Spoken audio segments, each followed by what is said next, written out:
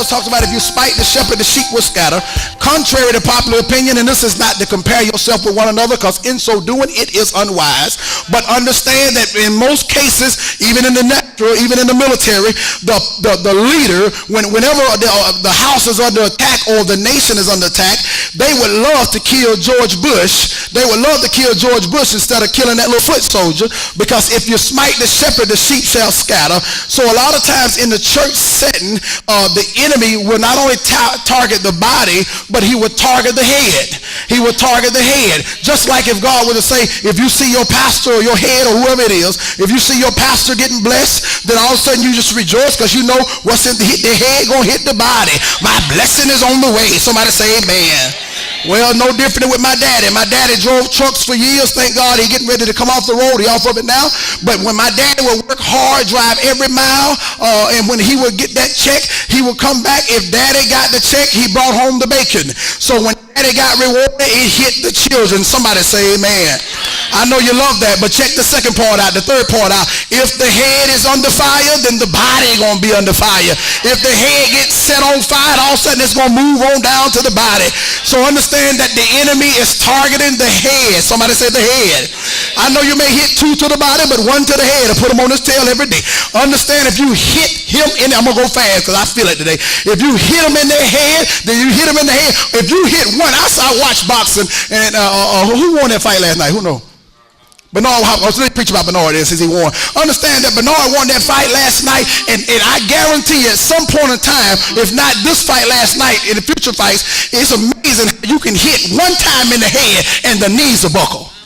If you can mess around and hit that head, that's why the enemy is in that's why the war in the battleground is in your mind. That's why he's coming against your head, because the Bible tells you to stand. Having done all to stand in the evil day. But if he wants to make you fall, he don't aim at your feet, aim at your knees, he aim at your head. Because if I hit you square down in your head, it will make your knees buckle, and you will find yourself laying on your back. Understand, if you ain't feeling out what I'm saying now, I'm going to break it down another way. Your faith is under attack.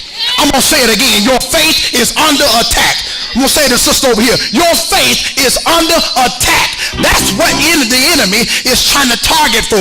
He's trying to attack our faith. He's trying to attack our stance in God. So he knows if I can hit the head, the body will follow behind it. So you got to know how to have a strong head. How do you have a strong head? It's not in confidence, though that's good. It's not in knowing who you are, though that's good. It's not in full assurance in yourself, though that's good. It is because you have on the helmet of salvation. And it don't just mean come into my life, I'm saved, I don't care what you say, but that means salvation means deliverance, which means when I'm going through, I gotta keep my helmet of deliverance on me, that I know I may be going through, as Bishop would say, I'm busted and disgusted, but I know I'm going to be delivered. I may be looking bad right now, but I know my deliverance draweth nigh. You got to know you're going to be delivered. You got to be like an old lady sitting at a bus stop, and the bus is 30 minutes late, but you know it's coming. The young people can't wait, and they leaving, but mama sitting there knitting her little socks or whatever it is, because she know this. I've been here, baby, and my bus is going to come. He may not come when you want him, but he's always right on time.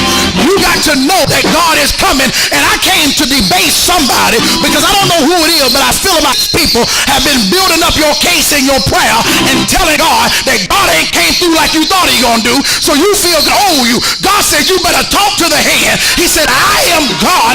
I didn't tell you I was gonna come through like you thought I was. I told you I was gonna come through, period.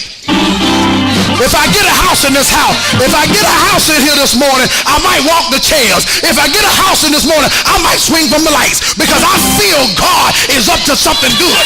I said I feel it. I said I feel it. I said I feel it. My faith is under attack.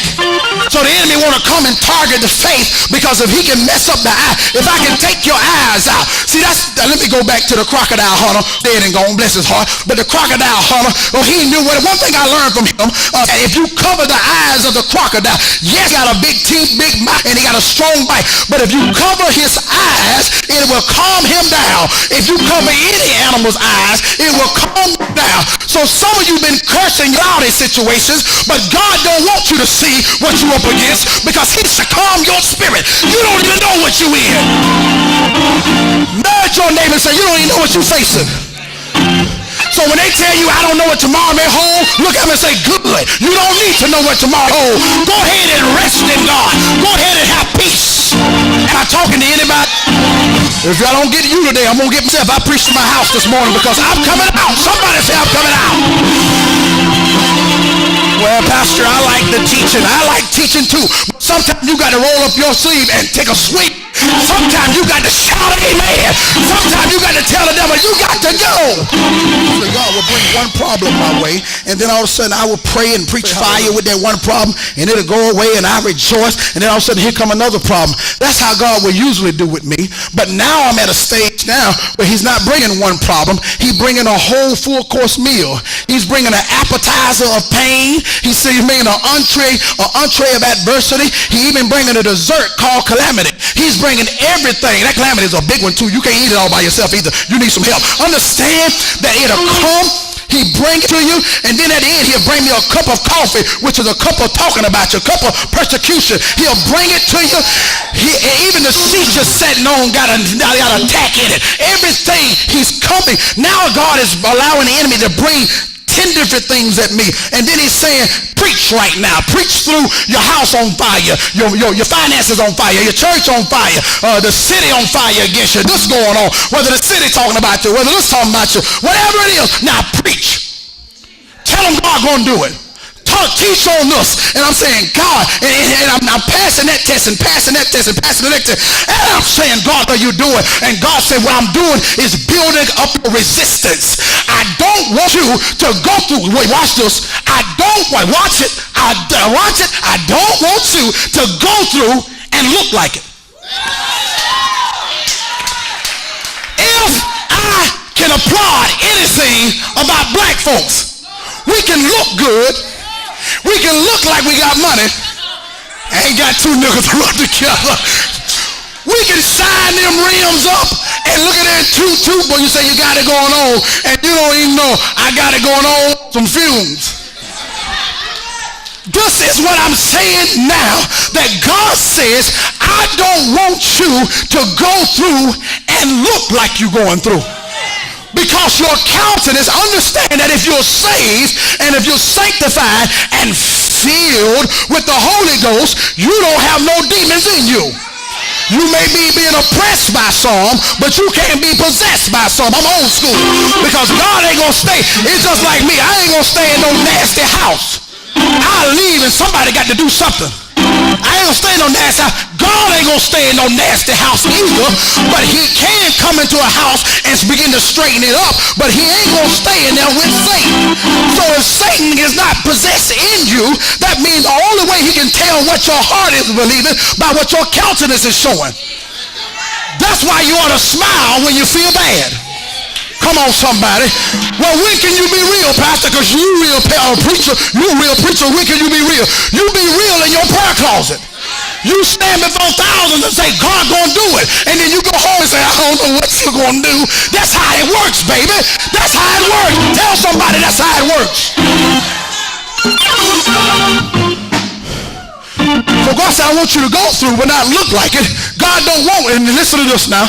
God don't want these saints who come in the house of God and they be dragging and they be looking all bad. And they want you to ask them how they doing. Sometimes I ignore them and say, you're looking good, and keep on going. They say, man, I wanted him to ask me what's going on because I'm going along with him. Listen, it don't do you no good to tell me about your problem because I'm not your God. A lot of times you telling me because you think I got the money to loan you, but I don't have it. And when I do get money to loan you, that don't mean you gonna get it. Somebody say amen. Because I'm not Jesse Jireh. He got to be Jehovah Jireh. I'm not your provider. Your sister ain't your provider. You're looking for God to move in somebody else. And maybe God said walk by faith. Come on, somebody. I feel a lion in me because God is getting ready to do something. It's somebody in this house. God is getting ready to break them out of some stuff. You've been holding on. You about ready to slip, but you grab with up. You don't know what God is up to. You swinging, and some of you by yourself. Somebody needs